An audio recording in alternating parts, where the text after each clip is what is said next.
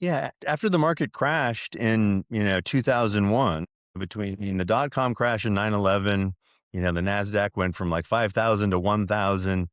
Everything shut down with 9/11. I went back and finished school. I had about a year left at that point. And then I went to regular life, I would say, as like a director or a VP of sales. So I think it's always good to have a fallback plan. All right. I always had plan B, whatever we want to call that in the military, a fighting retreat type of scenario.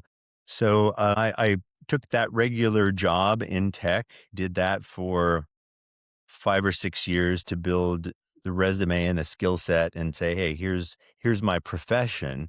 I can be a sales leader at a tech company. Let me sort of work my way up again to be a president founder of a company with a little more maturity. And then maybe it's 10 years after my first one, I was actually hired as CEO of a small company. It was a mobile app platform that worked with a lot of libraries and content and government agencies to help people make better use of information on mobile devices. This is back in like 2010 or so. That was a great CEO experience. I wasn't the founder, but I was able to grow that company and sell it. And it was a great exit for myself and the investors. And then from there, now I had a little capital. Now I could go start an artificial intelligence company.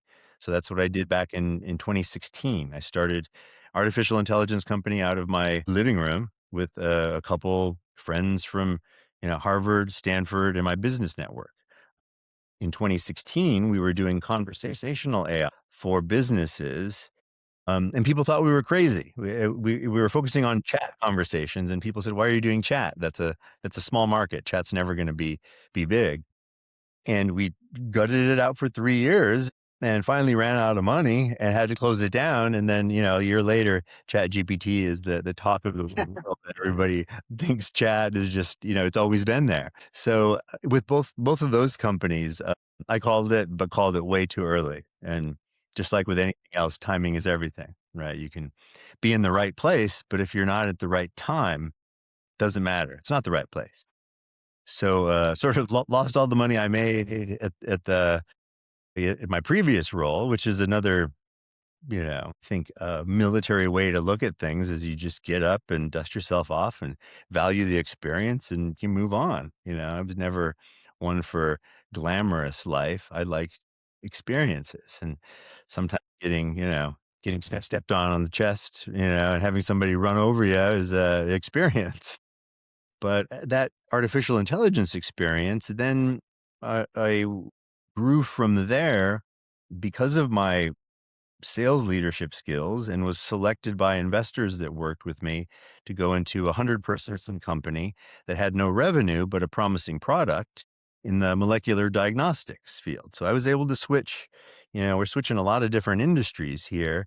I was able to make that switch into molecular diagnostics, learn really quick. It was like studying at, any type of military course, but, chemistry, biology, and how that worked in healthcare systems, very complicated, and then sell it right away to enterprise customers, Fortune 50 companies like Google, the NFL, the NBA, Netflix, ConocoPhillips, Albertsons, all these companies were my clients that I just figured out how to get to and sell them our thing. And our home lab, and we grew from zero in revenue to $1 billion in revenue under my tenure there, where I was able to own all of these super interesting accounts and help solve their problems in this healthcare tech industry.